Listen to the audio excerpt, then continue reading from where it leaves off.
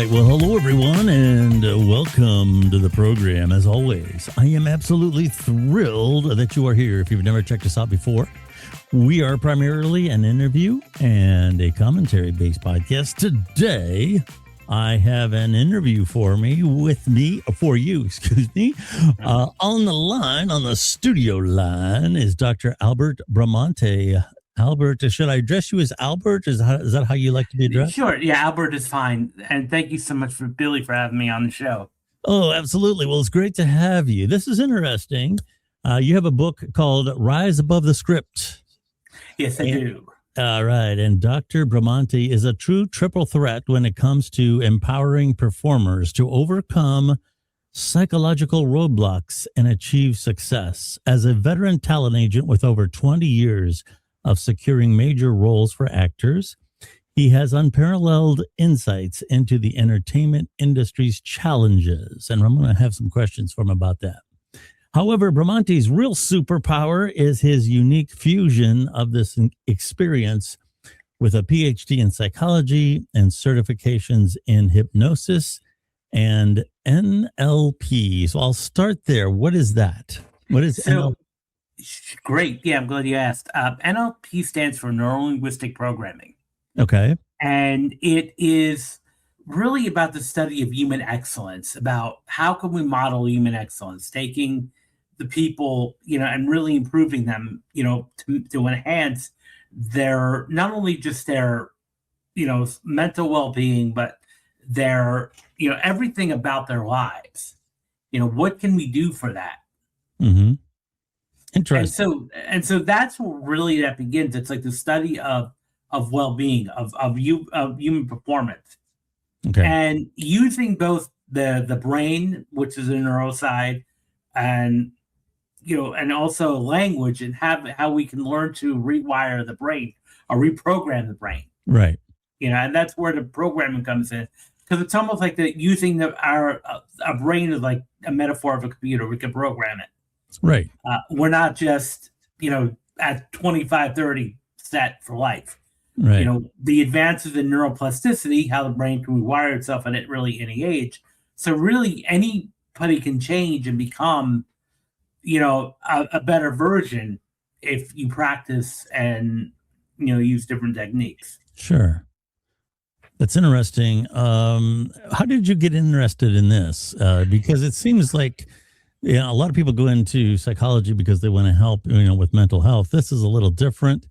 Helping performers. How did this niche come up for you? I started down the traditional route. I mean, that's how when I was a teenager, I wanted to help people. I wanted to, be a therapist, and I was an avid reader growing up. So I one of my favorite books in high school was Dale Carnegie's famous How to Win Friends and Influence People. I also read, Feeling Good by David Burns, which is a primer on cognitive behavioral therapy. Not typically what a high school student would be reading, but it was something that really just interested me. And so I read a number of other books in psychology, and I was just really interested in the human mind. Plus, I was just always a fascinated kid. I always asked deep, complex questions. So this was like a natural transition for me. And then also when I was in high school, I was involved in the drama club.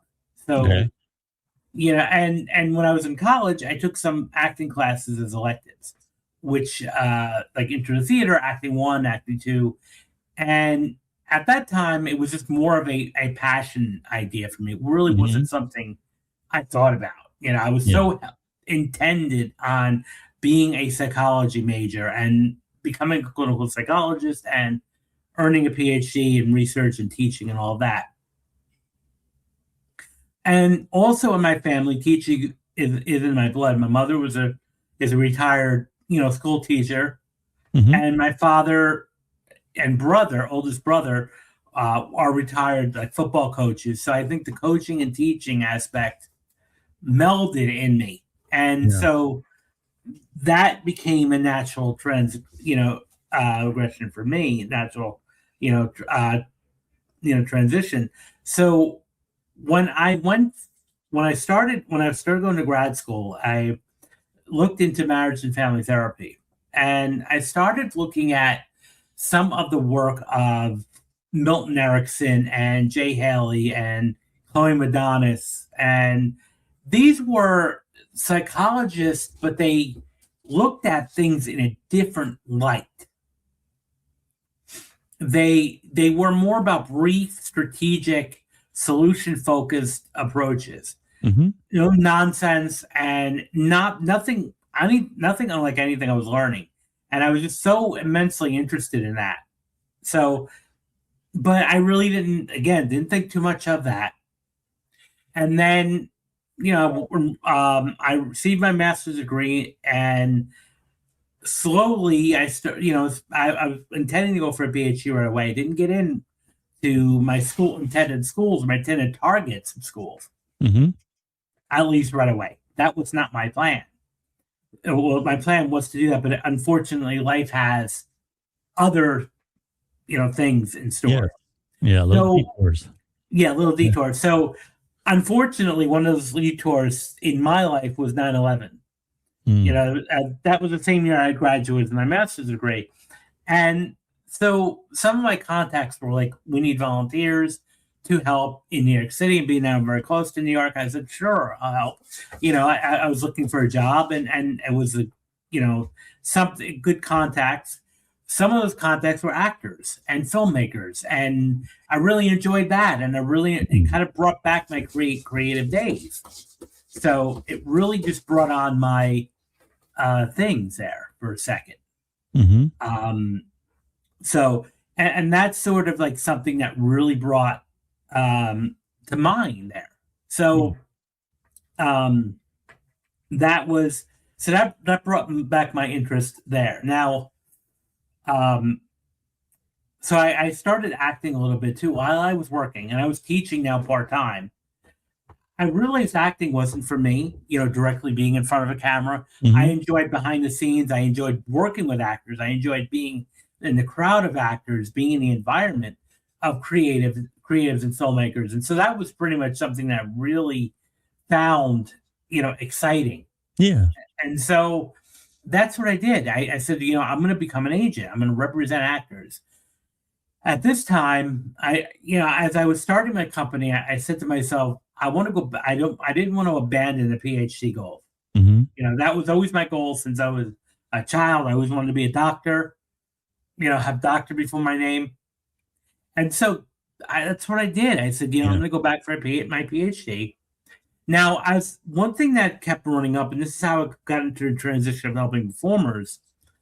When I first started my agency, and I still see it now, but the one thing that really shocked me to my core was how many actors were self-sabotaging. Mm. And we're running into that self-doubt. And that's where I said, this is something that's baffling to me, baffling to a lot of people in my field, in the industry I'm in. Why is this happening? So when it came down for my dissertation, I said, for my PhD, the advice I received was to always pick a topic or pick a real world problem that, I can solve, or at least get in the road of solving. So what's up with these actors? So I pitched the idea to my department, and they loved it at where I was going to school, Walden University. They loved it. Mm-hmm. So that became my dissertation. And so I spent a couple of years doing that, putting that together. And that I felt like the dissertation was the beginning of something great, because I can then combine both of my worlds, psychology with performance. Yeah. So that's how I got into, the performance side of things. And why I became interested in hypnosis and NLP was I don't want to say disillusioned, but I was like not too happy with clinical psychology. That's where I was getting my PhD in initially, was clinical psychology. It was on my route to do that. But I found a couple of things that I disagreed with. Now, again, clinical psychologists do amazing work. It's an amazing field. Sure. I have immense respect. But for me, what wasn't working was the long-term therapy, pathologizing people, labeling people, putting people, in these, boxes, and Yeah. and really almost, their identity became their illness became their identity, I should say. So, and that's something that that didn't really sit well with me. Yeah. So I said, you know what, I'm going to back away from this.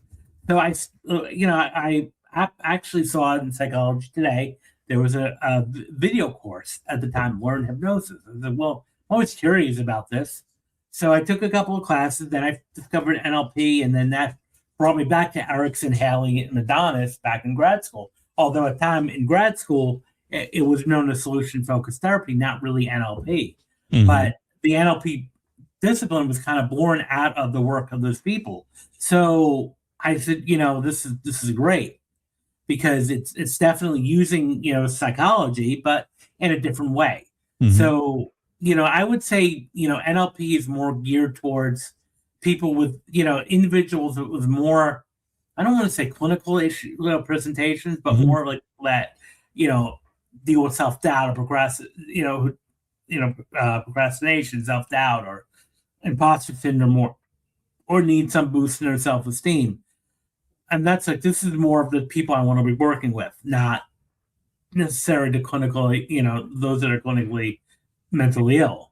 Mm-hmm. Again, those services are great. It just wasn't for me. Sure. Absolutely.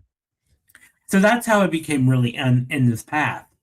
So, and then, I turned my dissertation, that Rise Above the Script is really based on my work on my dissertation.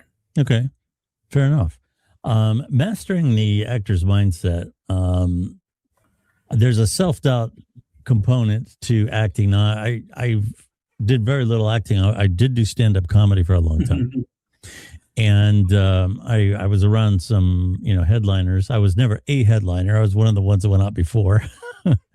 But, one of the things that they told me, which was very interesting, is that it's good to have a little nervousness, because it keeps you sharp, and it keeps you, the audience, if they sense it at all, will know that you respect them. But if you walk out there like you own the place, they'll hate you for it. But you got to balance it. You can't be so scared that you freeze, Well, yeah. Yeah, no, I think that's so important. And that's the one thing that, if you look at the physical symptoms of nervous stage fright, elevated heart rate, sometimes the sweaty palms, the warming of body temperature, the sweating, that can also be excitement, adrenaline. Yeah. So it's all about how you look at it. So maybe what I think we should be doing is looking at, it as excitement rather than nerves. So, and that's where I also think if an actor's not feeling anything, I think there's something wrong.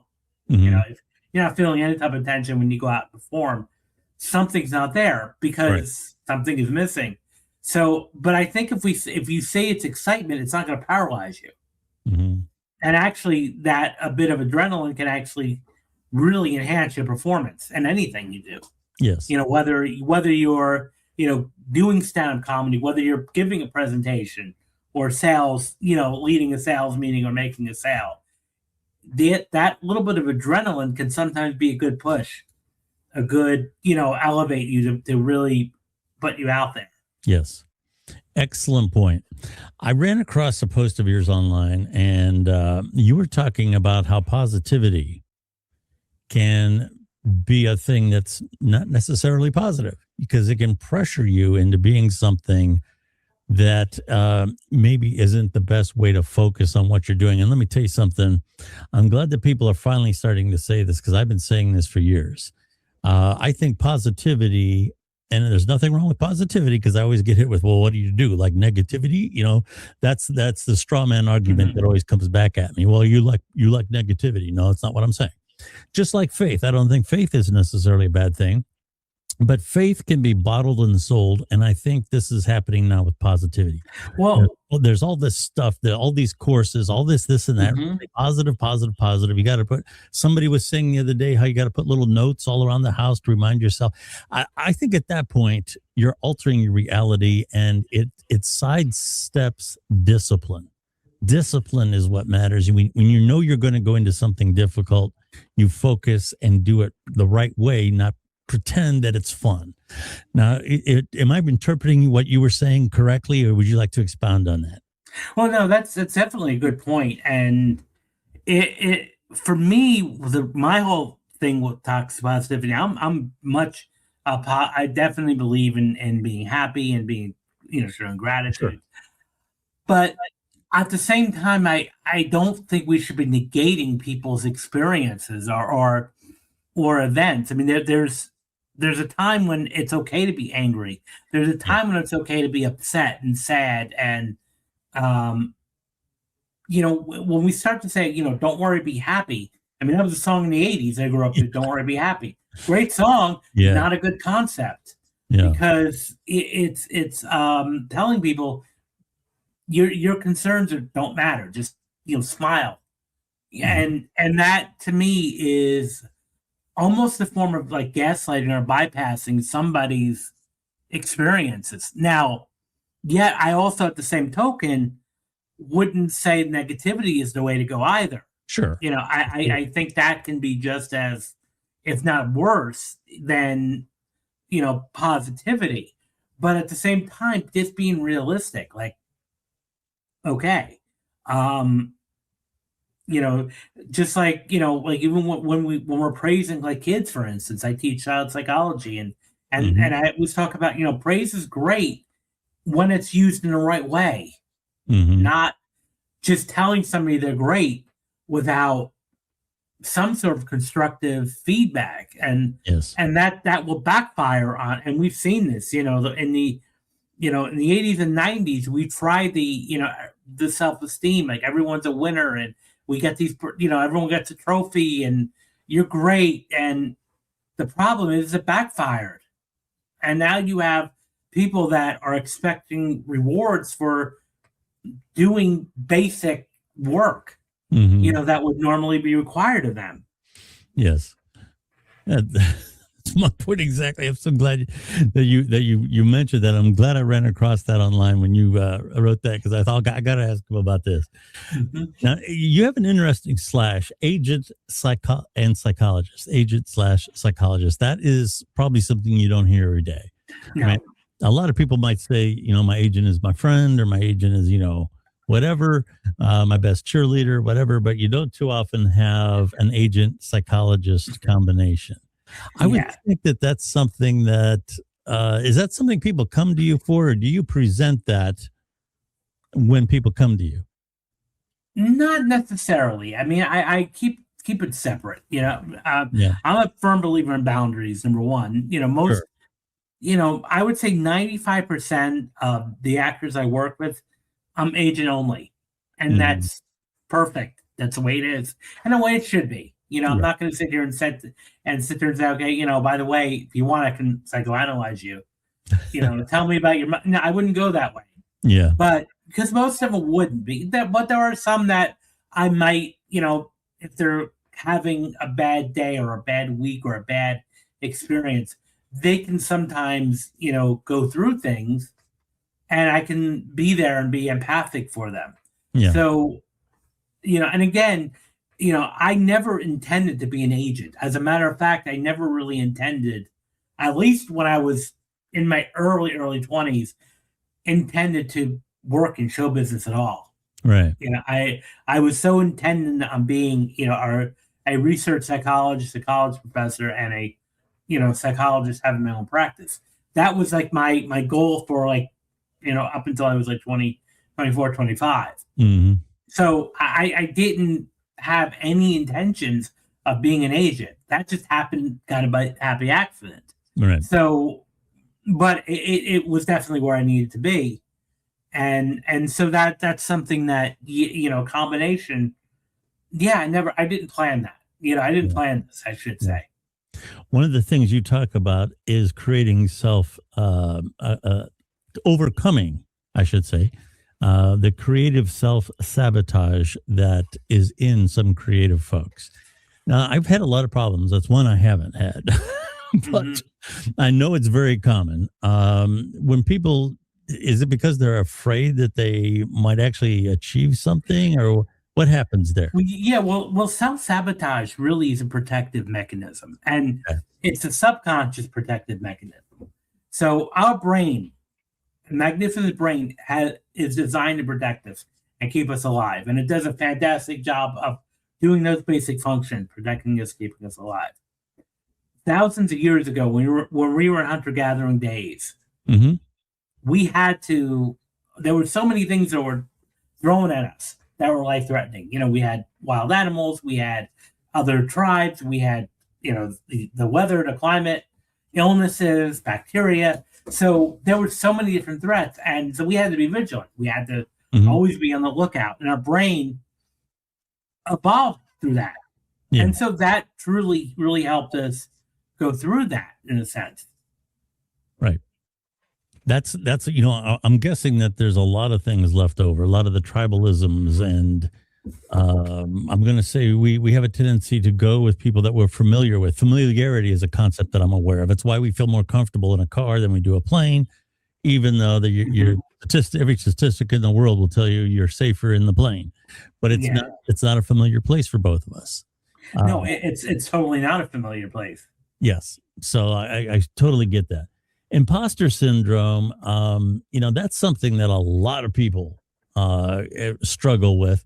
And that's one of the things I think that the creative arts can do. Like when I did comedy, a lot of the people in our work groups weren't people who necessarily wanted to be comedians, but they wanted to become better speakers when they were giving presentations. They want to know about timing, how to elevate your energy at the right time, etc. So as a performer, understanding imposter syndrome is something that's very important. But I would imagine a lot of people who have to speak or do anything are struggling with it. Clinically, you can explain it a lot better than I can. What is imposter syndrome, and how do you overcome it? Well, it's definitely related to self-sabotage, and it's part of one of the reasons why we do that. But it's really just like the textbook definition, feeling like a fraud. So maybe, especially for actors or creative people, because there's a lot of competition. So it's difficulty getting jobs and getting steady employment. And so now, let's say you've been doing this, you've been trying out for gig after gig after gig, and not getting anywhere. And so all of a sudden you start to doubt yourself, am I really meant to do this? And then you have your family and friends pressuring you, saying, why haven't I seen you in movies? Why haven't I seen you performing?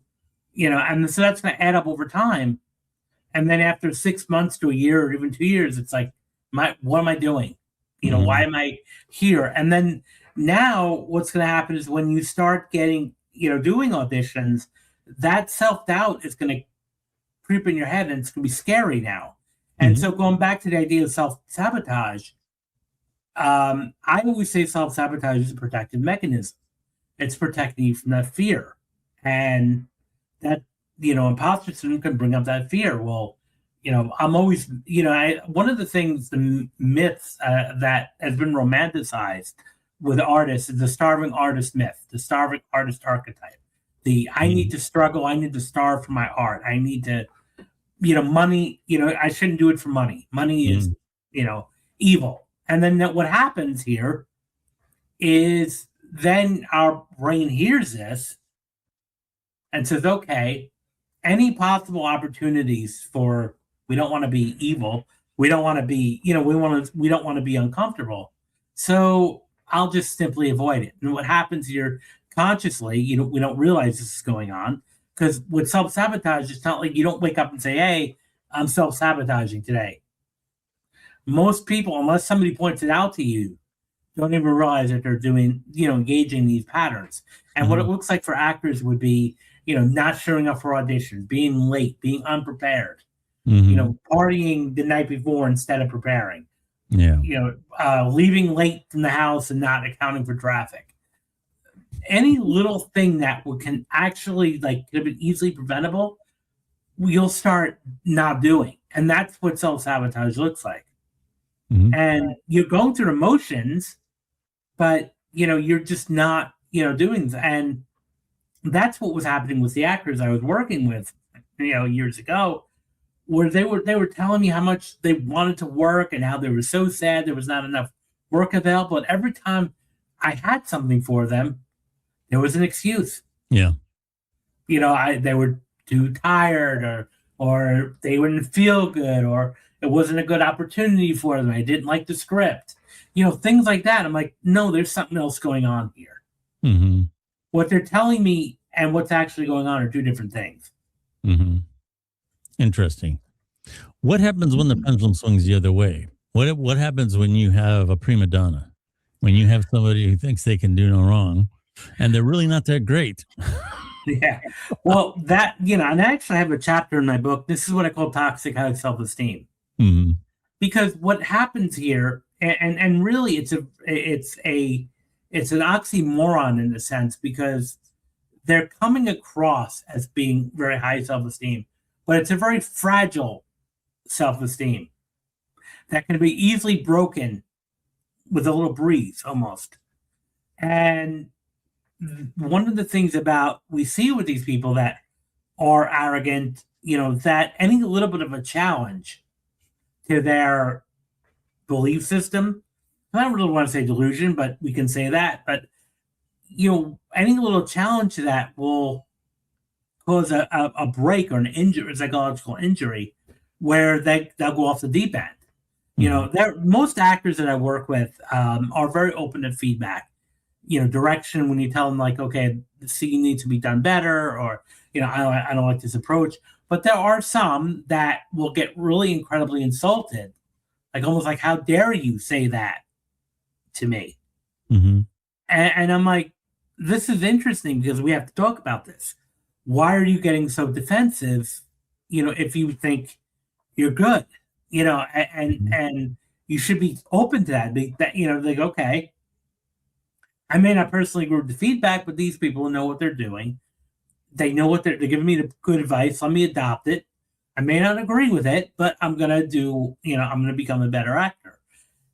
A lot of people with this toxic self-esteem don't do that, and so that's why I made I backed this up in my dissertation, that toxic self-esteem, high self-esteem, is a link. There's a high link between that and self-sabotage. Okay. Interesting. That's an interesting parallel. I never thought about that. We've been talking to Dr. Albert Bramante. The book is called, I just want to tell you one more time, Rise Above the Script. In your book, you introduced some techniques for raising self-esteem. Can you share a couple of those techniques? Just to give people some idea of what you talk about, and maybe a success story that you've had. Sure. Well, the one thing that I will say, two things come to mind. One is the company you keep. It's very important that you surround yourself with other people that are also positive minded, that are also hardworking. Because if you hang around with people that are negative, that are, out of work actors, that are bitter, well, I'm going to tell you right now, that's going to be you very soon. Because we are the company we keep. Yeah. So proximity is power, and I kind of borrow that off of Tony Robbins and the people he's trained with. So I think that's very, very important to understand. With that, come to mind is the idea of watch the company you keep. The second thing to do, and this is going to be, is to face your fears. And what I mean by doing that is do something every day that's a little uncomfortable. Mm-hmm. That's a way to raise your self-esteem.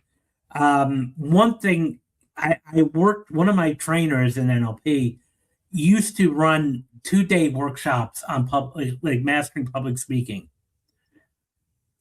He said the real big lesson wasn't what was the first hour.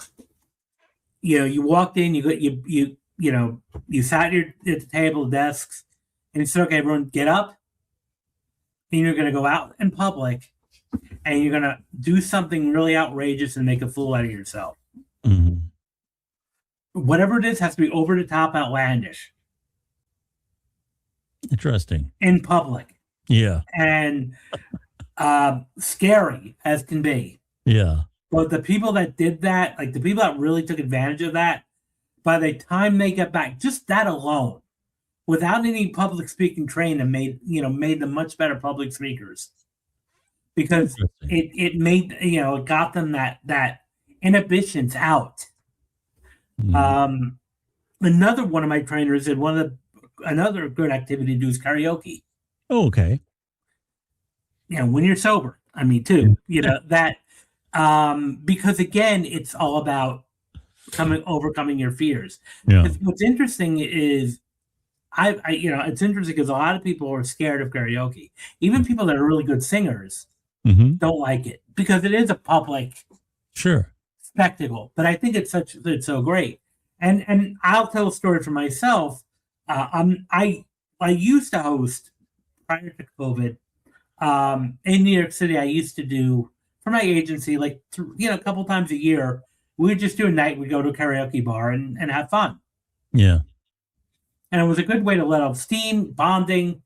And one time for me, I remember I was, in New York City, I was looking for something to do, and I saw a karaoke meetup. Now, I don't sing. I have no artistic ability. So I said, you know what? I'm going to go just to watch. Mm-hmm. But I didn't read the fine print because in order to go to the event, you had to sing 2 songs. Oh. So I'm in the event. I'm in this room of 20 strangers. People I don't even know. They pass the mic to me. And they say, okay, tell me your song you're about to sing. And I was like, okay, let me go. And I just did it. And I was sober. And room full of strangers, people I never knew. Yeah. And I sang 2 songs. I mean, I don't know what the outcome was. I'm going to torture them, but I walked out of there feeling elated, euphoric. And I'm like, this is powerful. Yes. So doing something uncomfortable, and I'm not saying everyone should be rushing to the karaoke bar, but I'm just saying do something that's uncomfortable. Because that'll show you can do it. And that'll tell you that you're capable of that. And that's the way that the needle's going to move. Yeah. And another thing I would say is take action on the projects that you're doing. Make a list of everything you want to accomplish, and, pick a few of those and then start breaking down what do you need to do. Mm-hmm. And instead of saying someday I'm going to do this, start today. Start today with one thing. Knock one thing off that list that you need to do. And just keep doing that every day. Because if you do one action a day, that'll be 365 by the time that'll be next year. Mm-hmm. You'll be leaps ahead of most people if you do that. Interesting. Okay, again, I'm going to say the author's name, Dr. Albert Bramante, Rise Above the Script. I always have to ask a couple curveballs. I can't let you off the hook. Okay. AI. It's one thing for an actor to have self-doubt going up against another actor. How is AI impacting the mental health, I guess, the self-esteem of people in the performance arts? Well, definitely, I think the important thing is a lot of times people are going into the performing arts for validation. Yeah. Which is fine, and that's the reality of it. Yeah. But I think the important thing is to already somewhat have that to some level, because the actors that are successful are not the ones that are doing it for validation, at least intentionally. Because when you walk in expecting approval, the quality of the work is going to decline, be mediocre at best, because what's going to happen is you're going to be in your head when you're performing. You're going to be worrying about, okay, are they going to like me? What are they thinking? What's going on here? Did I do the right thing? What's my mark? All of this stuff is going to add in there. Interesting. So the other thing that I would ask about AI is this. For example, I am not one of those people that's afraid that AI is going to take over the world like some science fiction movie. I don't believe that's going to happen. Mm-hmm. But I think the harm that it can do has already started. You have a lot of people now that are asking AI for advice about their personal relationships, about their career path, and so on. And you got a lot of young actors coming up now thinking that, this is a good way to get some information quick. Yes. Is there a danger of the humanity coming out of the arts? Because I think that's what makes it good. Yeah. Well, AI is not creative. That's the one thing that it cannot do. Okay. It can automate things if you were like to do basic stuff and maybe send out an email or copy for something, but it's not creative. Okay. And that's why if you look at a lot of the stuff that's on Facebook and Instagram and these AI, they're so flat and boring. It's like, okay, and I don't think that's going to change anytime soon. Right. Make it better visuals, but you still need human element behind it. Prompt it. And I am concerned about the chat, people turning to chatbots for advice and for, because it only goes by what, it only looks at information. It's a predictive mechanism. It's not, doesn't have sentience yet. Yes. So all it's going to do is give you generic advice that it's, picked up on like YouTube videos or things like that and give it back to you. And it does sound incredibly human. They have programmed the chatbots now to be very, oh yeah, it almost, it feels like you're talking to a person. Sure. But you're not. And that's the whole thing too. And I think that, and not just in general, it's like, okay, this is why we really need social connection because, again, I'm not concerned about people using AI daily, for other stuff, but I am concerned when people start using it as a therapist, as a, for a companionship. That worries me. Yeah. In the long run, because it's not, it's not designed for that. And even matter of fact, the engineers who designed, said it's not supposed to be for that. Yes. So, and I think that's my concern, that it shouldn't be a replacement. Now, fundamentally, what we have to figure out is why are people who need it aren't getting it elsewhere? Yeah. Why are they not getting that companionship? Yes. That's a good question. And, I think there's a lot of people who are lost now. I don't know why. That's a whole nother discussion, whether it be social media or the landscape of our society. I think it's a combination of both. Yeah. I really do. Yeah. Yes. Well, here again, the name of the book is Rise Above the Script, and Dr. Albert Bramante is the author. Where can people find you and where can they get the book? Sure. Well, you can find me on LinkedIn. Okay. Under Albert Bramante. I post a lot of blogs there. You can also go to my website, albertbramante.com, and I would love to connect. Awesome. Where can people get the book? You can get it on Amazon. It's Rise Above the Script, Confronting Self-Doubt and Mastering Self-Sabotage for Performing Artists. You can also get it as an audiobook or an ebook as well. That is absolutely fantastic. Interesting conversation. Like I said, that combination of an agent and as a psychologist, that's very, very interesting. That's a unique combination. Thank you. Oh, sure. My name is Billy Dees, and you can find me just about anywhere when it comes to social media. Probably my social media home is still X, which is the former Twitter. I happen to believe for trending topics, breaking news, that type of thing, that instant information, X is a good place. You can also find me on Substack now. Real easy to find at Billy Dees. And of course, you can find the Billy Dees Podcast anywhere you find podcasts. We have over a 10-year history now, and you can find us on your favorite platform. Thank you so much for listening, and we will talk to you again very, very soon. Thank you.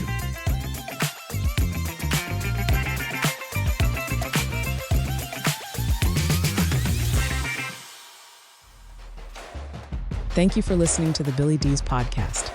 Follow Billy Dees on X @BillyDees for updates about the program. Do you listen to music or audiobooks on streaming devices such as Sonos or Amazon speakers? How about on your car sound system? If you use Spotify, Audible, or Amazon Music on any of these systems, you can also listen to the Billy Dees Podcast the same way. Billy and his team go the extra mile to make sure our podcasts sound as good or better than anything on the radio. Listening to the Billy Dees Podcast has never been easier. You literally just have to ask.